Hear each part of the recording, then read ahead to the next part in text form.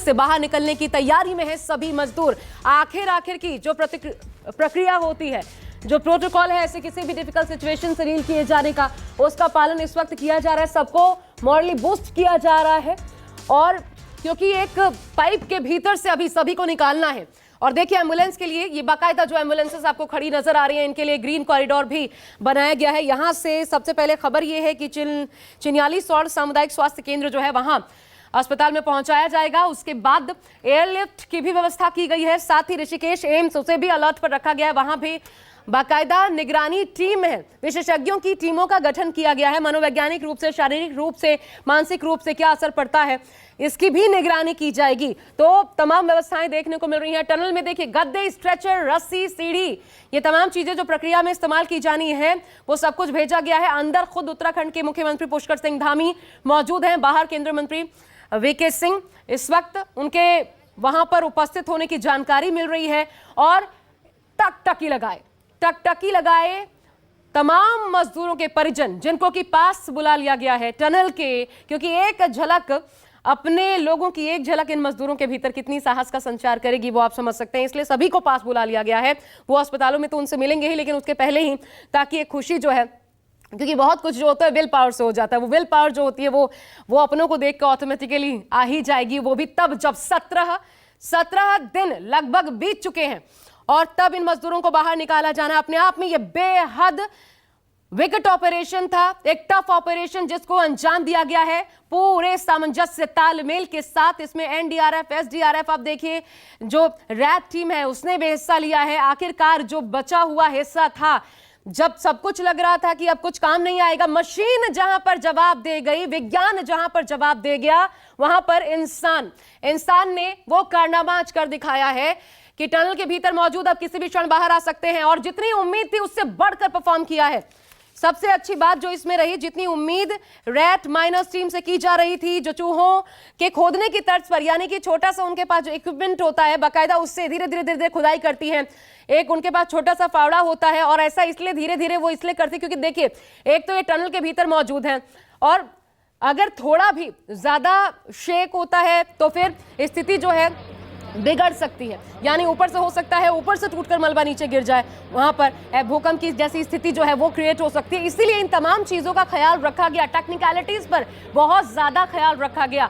लेकिन 17 दिन अनवरत लगातार नॉन स्टॉप दिन रात जिस चीज पर काम हुआ वो उस मेहनत का फल आज हमारे सामने आने को है। किसी भी क्षण ये मजदूर बाहर आ सकते हैं, क्योंकि भीतर जो है वहां पर डॉक्टर्स की टीम मौजूद है, सेना मौजूद है और एक एक करके आपको ये भी बता दें, एक एक करके इन मजदूरों को बाहर निकाला जाएगा। जो 41 मजदूर हैं उनको एक एक करके बाहर निकाला जाएगा और उन सभी के साथ ऐसा नहीं है, क्योंकि एक जो पाइप है जिससे बाहर निकाला जाना, अब 17 दिन बाद मन स्थिति कैसी होगी, क्या असर पड़ा होगा, इसलिए साथ में एक सेना का जवान भी होगा और उनको खींच कर, ताकि उनको मेहनत न करनी पड़े। भले उनको हर दिन रात खाना पीना दिया जाता रहा, लेकिन इसके बावजूद शारीरिक रूप से जो असर पड़ा होगा, यही कारण है कि कहीं कोई कोताही, एक छोटी सी चूक बाकी ना रहे, इसका खास ख्याल रखा जा रहा है। उनको खींचकर बाहर निकाला जाएगा वहां से और बाहर में एम्बुलेंसेस लगी हुई हैं, उनके परिजन मौजूद है, मुख्यमंत्री खुद भीतर टनल के भीतर, बाहर केंद्रीय मंत्री वीके सिंह वो मौजूद है और यहां से एक सामुदायिक स्वास्थ्य केंद्र पहुंचाया जाएगा। एयरलिफ्ट की व्यवस्था है।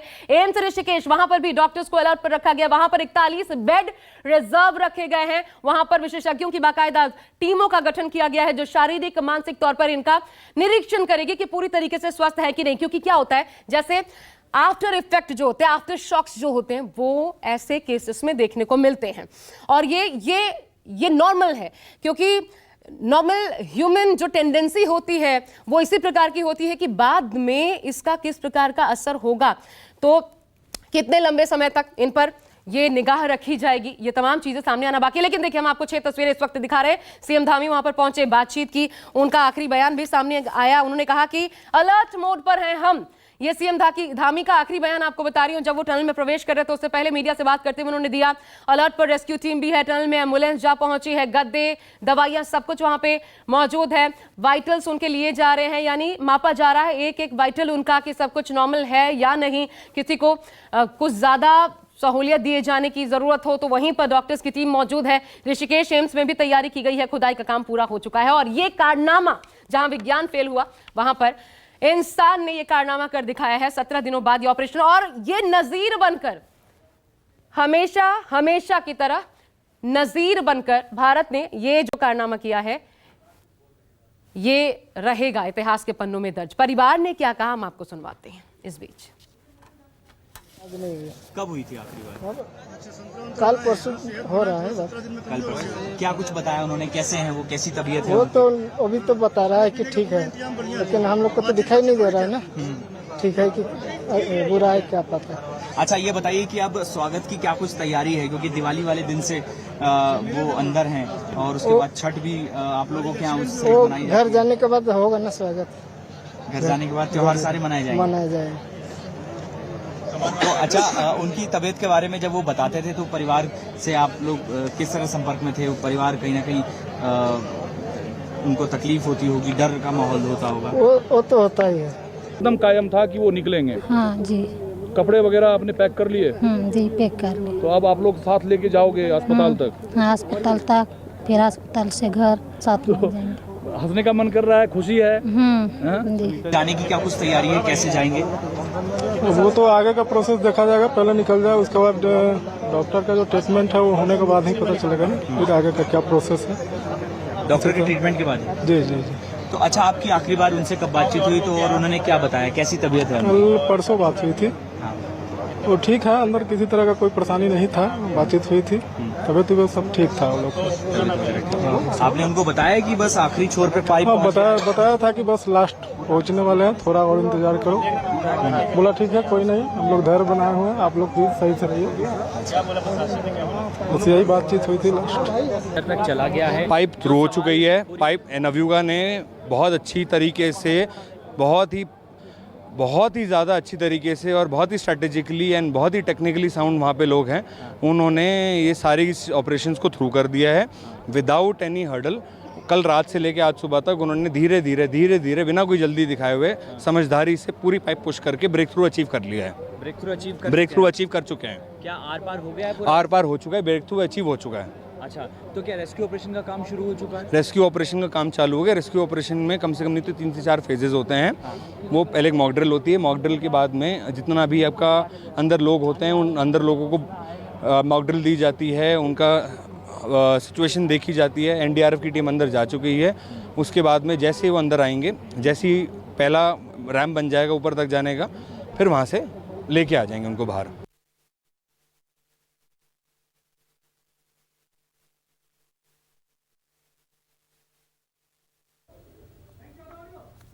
बड़ा मुश्किल काम जो कर रहे हैं, बड़ी एनक्लोज स्पेस में कर रहे हैं, और साथ में आर्मी इंजीनियर्स, ये सब मिलकर इन्होंने काम किया है। They have been able to take it to 58 metres which is a phenomenal achievement I would say, कि 10 मीटर मैनुअल 24 घंटे से कम में उन्होंने अचीव किया है। This is something almost like as if a machine has been working. और इसके बावजूद अभी हम 58 मीटर पे हैं। पाइप पीछे से पुश होता गया है with the help of the auger machine, the pressure of the auger machine, and we are hoping another 2 metre तकरीबन लगेगा, और अंदर पुश जब होगा तब we could say that are पार हो गए हैं। ये खबर तो जरूर आई है, उसको मैं कंफर्म भी कर सकता हूं कि अंदर से उन्होंने कहा है कि आवाजें आ रही हैं काम होने की। जगह जहां पर तकरीबन ये छेद निकलेगा, जहां पर टनल निकलेगा, वो उसका अंदेशा लगाया जा सकता है अब अंदर से कुछ हद तक। तो ये सब बहुत पॉजिटिव खबरें हैं जो मैं आपको बता रहा हूं इस वक्त। मगर याद रखिए कि अभियान जब इस तरह का चलता है, जिसमें 400 घंटे से ज्यादा हम इन्वॉल्व रहे हैं अभी तक, पूरे सेफ्टी प्रिकॉशन, आखिर तक सेफ्टी प्रिकॉशन जो है वो अपनाए जाएंगे। किसी चीज पर भी प्री मैच्योर कार्रवाई, प्री मैच्योर अनाउंसमेंट करना जो है वो गलत होगा। It will be against all principles. तो इसलिए पूरे सेफ्टी प्रिकॉशन, आपको याद दिला दूं, अंदर 41 हैं, बाहर बहुत लोग हैं जो इसमें जुटे हुए हैं इस काम में। उनकी सेफ्टी और सिक्योरिटी जो है उतना ही महत्व रखती है जितना अंदर वालों की है। So we are not in any hurry, मगर हम अपनी पाबंदी के मुताबिक मीडिया से मिल रहे हैं। 4, 4:15 बजे आपको बता रहे हैं ये कि ये स्थिति इस समय है। इसके ऊपर मैं ये भी बता दूं कि ये एफर्ट जो है, डिस्पाइट मेनी हर्डल्स, बहुत बाधाएं आई हैं इसमें। बिल्कुल जैसे एक अभियान के अंदर होता है कि अभियान में प्लान, ऑपरेशंस के अंदर प्लान बनाए जाते हैं, तजवीज़ें बनाई जाती हैं, मगर जब जैसे ही ऑपरेशन लॉन्च होता है वो तजवीज़ जो है वो नष्ट हो जाती है। उस तजवीज़ को दोबारा रिव्यू करना पड़ता है और you have to keep remaking your plans. बिल्कुल वैसा ही हुआ है, वैसी स्थिति यहां हुई है। अब देखें, पूरे 5 ऑप्शन 6 ऑप्शन हो गए थे। कहीं कहीं सामान, कहीं कहीं मशीनें फंसी हुई थीं, उनको सुपर ह्यूमन एफर्ट लग रही थी यहां पर लाने के लिए। गवर्नमेंट का कोई ऐसा डिपार्टमेंट ही नहीं है जो शायद इसके अंदर जुटा नहीं था। बड़ी खुशी होती है जब कहते हैं कि ministry of health and family welfare, वहां से शुरू अगर करें, ministry of road transport and highways, which is been the core ministry involved in this whole thing. जब 12 तारीख को इसकी खबर आई तो सबसे पहला जो शायद हमने जो कम्युनिकेशन किया था वो रेलवे बोर्ड, क्योंकि सबको मालूम है कि रेलवेज के पास बहुत एक्सपर्टीज होती है, टनलिंग, इंफ्रास्ट्रक्चर डेवलपमेंट, जिस तरह का काम हो रहा है अभी कश्मीर के रेलवे के लिए to connect Jammu to Baramulla, उस तरह के काम में बड़ा उनका तजुर्बा है। तो the first thing was made to the railway board and to the railways to bring their expertise forward, and from there it started and different agencies have joined in from time to time. Indian air force का काम, NDRF का जो जिसकी 2 team वहां पर लगातार काम कर रही हैं, all kinds of jobs that the NDRF has been involved with.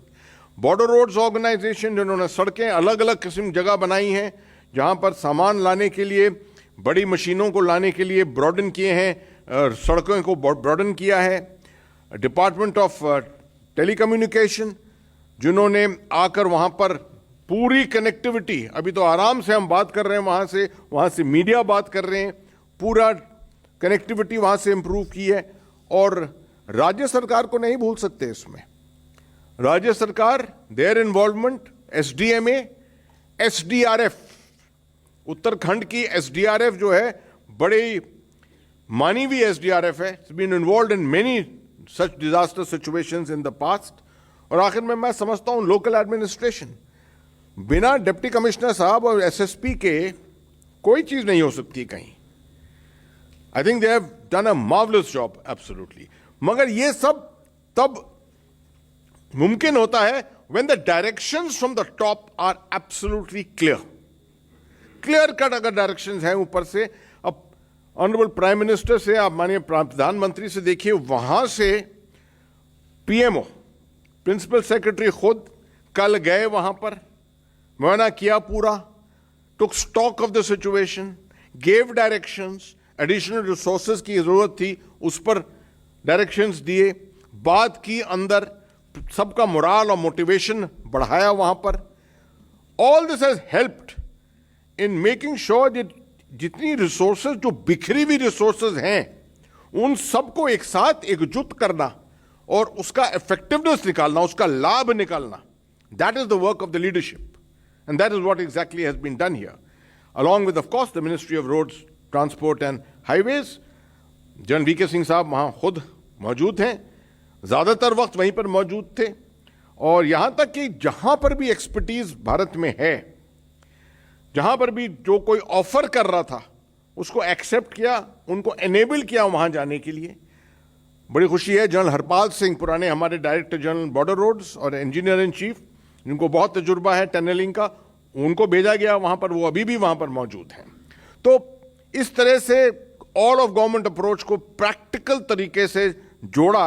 मैं समझता हूं इसका बहुत दिनों से हमने शायद इतना बड़ा एग्जाम्पल नहीं देखा है।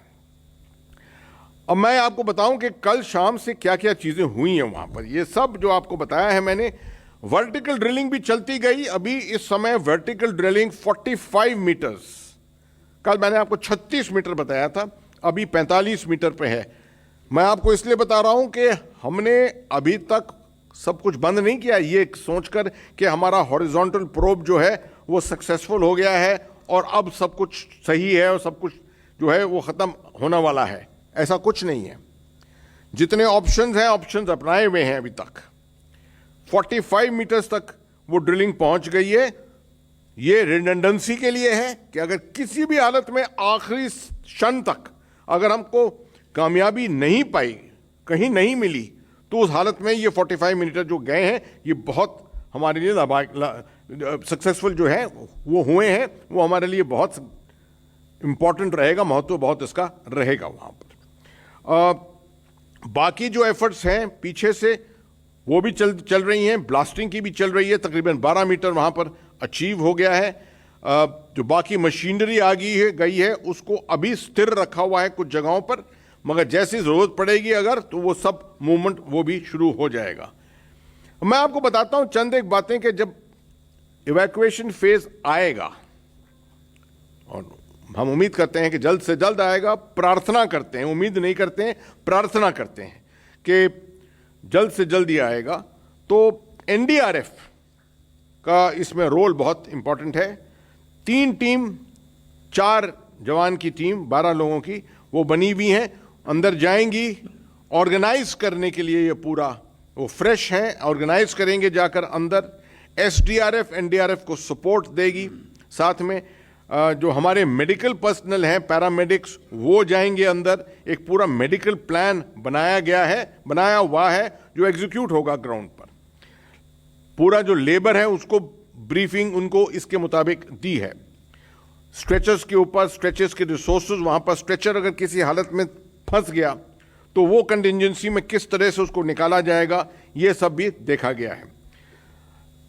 ये अंदेशा लगाया है कि एक एक इंडिविजुअल को, आउट ऑफ द 41, एक एक इंडिविजुअल को तकरीबन 3 से 5 मिनट लगेंगे निकालने के लिए, ईच वन इंडिविजुअल। तो आप लगा सकते हैं कि आउटर लिमिट अगर हम देखें कि 5 मिनट अगर लगाते हैं एक इंडिविजुअल पे, वो तब एग्जैक्टली कंफर्म होगा जब पहला, दूसरा या तीसरा इंडिविजुअल निकलेगा। अगर 5 मिनट का भी अंदेशा लगाते हैं तो हम 3-4 घंटे, ऑलमोस्ट 3-4 घंटे लग जाएंगे, क्योंकि गैप भी होंगे बीच में, कुछ कंटिजेंसी होगी, कुछ इक्विपमेंट शायद टूटेगा, कुछ होगा, तो इसके मुताबिक आप 3 से 4 घंटे इसका अनुमान लगा सकते हैं। पोस्ट इवैक्यूएशन जो है, जब सब के सब निकल गए हैं बाहर, तो मैं ये भी बता दूं आपको कि अभी भी वहाँ पर चिनूक हेलीकॉप्टर, बड़ा वाला डबल रोटर का हेलीकॉप्टर, वो चिन्यालिसौर जो एयरफील्ड है 30 किलोमीटर दूर, वहाँ पर हेलीपैड भी है, बिल्कुल साथ में हेलीपैड भी है, वहाँ खड़ा हुआ है। उसका लास्ट टाइम है 4:30 बजे। उसके बाद वो जो है रात के वक्त नहीं फ्लाई करेंगे उसको। 4:30 बजे के बाद अगर ये डिले हो गया, डिले हो रहा है इस वक्त, तो अगले दिन सुबह उनको लाया जाएगा। वहाँ पर होल्डिंग फैसिलिटी है, 30 बेड की फैसिलिटी है वहाँ पर अस्पताल में, डिस्ट्रिक्ट हॉस्पिटल में, जो बिल्कुल तैयार है इस वक्त। और 10 बेड की फैसिलिटी वहाँ पर साइट पर है, जो भी तैयार हैं। तो इसलिए मेडिकल इंफ्रास्ट्रक्चर और मेडिकल वेलफेयर की तरफ से कोई गुंजाइश नहीं छोड़ी है, वो सब ठीक रहेगा। रात के वक्त चिनूक हालांकि फ्लाई तो कर सकता है, मगर मौसम भी इतना ऐसा नहीं है और इतनी, मैं समझता हूँ इतनी अर्जेंसी भी शायद नहीं होगी। अगर बहुत ज़्यादा अर्जेंसी है तो रात के वक्त 1 या 2 कुछ एम्बुलेंस के अंदर जल्द से जल्द नीचे ऋषिकेश उनको लाया जा सकता है। साइट के ऊपर ट्रायज किया जाएगा, प्रायोरिटाइजेशन किया जाएगा, जैसे कैजुअल्टी प्रायोरिटाइजेशन किया जाता है। हालांकि ये कैजुअल्टी नहीं है, मगर उसके बाद लाकर उनको जब नीचे हॉस्पिटल में वो दाखिल होंगे एक्चुअली, तो 48 से 72 घंटे की मॉनिटरिंग होगी सबकी। क्योंकि जब ह्यूमन बॉडी इतनी देर तक आइसोलेशन में, तकरीबन आइसोलेशन में, away from normal human activity रहती है, तो उसके ऊपर अलग अलग किस्म के असर आते हैं, based upon your physiology, based upon आपके साइकोसोशल मेकअप क्या है, तो उसको मॉनिटर किया जाएगा। कभी कभी हो सकता है कि किसी के ऊपर असर ज़्यादा हो, जो कुछ घंटों के बाद साबित होने लगे, just to foreclose that possibility. ये मॉनिटरिंग तकरीबन 48 से 72 घंटे तक चलेगी। मैं समझता हूं कि मैंने ज़्यादातर चीज़ें आपके लिए कवर कर ली हैं। इसके सिवाय के मैंने आपको सिर्फ ये नहीं दिया है कि फाइनल सिग्नल नहीं दिया है कि थ्रू एंड थ्रू रोशनी आ गई है, टनल बन गया है। मैंने आपको आखिर में मैं बताता हूं कि 2 मीटर अभी भी जो फाइनल पाइप्स का पुश था करना था, वो फाइनल पुश अभी भी हो रहा था जब हम उठकर यहां पर आए। मैं समझता हूं कुछ वक्त लगेगा, अरसा लगेगा, इसके बाद भी शायद आपके पास खुद फ़ोन कॉल आने लगे, तो आप समझ सकते हैं कि थोड़ा सा हमको सबको इंतज़ार करना पड़ेगा। अब मैं हैंड ओवर करता हूं चौहान साहब को, कुछ बातें उनकी तरफ से टेक्निकल चीज़ों के बारे में वो आपको सुनाना चाहेंगे। सर, मैं पुनः एक बार आपने जो होल ऑफ गवर्नमेंट की अप्रोच की बात कही सर, उसके बारे में कुछ और बताना चाहूँगा सर कि भारत सरकार की सभी जो पब्लिक सेक्टर एजेंसीज हैं वो भी बहुत बड़ा महत्वपूर्ण रोल इसमें उन्होंने अदा किया है सर। जैसे NHIDCL तो रोड मिनिस्ट्री की ही ऑर्गेनाइजेशन है सर। सतलज जल विद्युत निगम लिमिटेड सर पावर मिनिस्ट्री के अंदर ऑर्गेनाइजेशन है।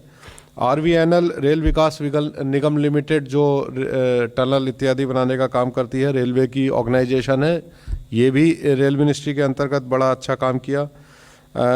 ONGC पेट्रोलियम मिनिस्ट्री के अंतर्गत आती है और टेरी हाइड्रो डेवलपमेंट कॉरपोरेशन लिमिटेड ये भी पावर मिनिस्ट्री के अंतर्गत आती है। तो इन सब पब्लिक सेक्टर ऑर्गेनाइजेशंस ने भी अपने बेस्ट रिसोर्सेज, इनको जो जो जिम्मेवारी दी गई इसमें अपने best resources, best equipment, best human resources हों या कुछ भी स्किल हो, देश के किसी कोने में भी हो, उसको उन्होंने एक द्रुत गति से लाने का जो काम किया है, प्रयास किया है। और इसके लिए सर होम मिनिस्ट्री का भी बड़ा सहयोग रहा, जो पूरे देश के अंदर ग्रीन चैनल बनाने के लिए उन्होंने, चाहे वो रेल से आ रहे हों, चाहे वो इक्विपमेंट बाय प्लेन एयरफोर्स के माध्यम से या अन्य चार्टर्ड फ्लाइट से आ रहे हों, या वो जो है बाय रोड आ रहे हों, हमारे नेशनल हाईवेज़ के माध्यम से आ रहे हों, इसकी प्लानिंग देश के प्रत्येक DM और SP से कोऑर्डिनेट करना सर, इसमें भी बड़ा महत्वपूर्ण। और इसके लिए प्रत्येक दिन सेक्रेटरी रोड के अंडर में एक कोऑर्डिनेशन मीटिंग होती थी कि किस किस एजेंसी ने क्या क्या कितना काम कर लिया और आगे आने वाले 24 घंटे में उनका क्या प्लानिंग है, उनको क्या क्या काम करना है, क्या उन्हें कोई कठिनाई तो नहीं महसूस हो रही है। और दूसरा आश्चर्यजनक है क्योंकि ये जानकारियां बाद में दी जाती हैं, अभी बाहर आना मजदूरों का बाकी है, लेकिन उसके पहले ही गवर्नमेंट के किस PSU ने कितना काम किया, खुद यहाँ तक गृह मंत्रालय से लेकर के कहाँ कहाँ तत्परता देखने को मिली, सब कुछ अभी से बताया जा रहा है। क्योंकि पता है मजदूर जब बाहर निकल जाएंगे तो उसके बाद सिर्फ और सिर्फ नजर मजदूरों पर रहेगी। एक छोटा सा ब्रेक ले रहे हैं, देखते रहिए News 24।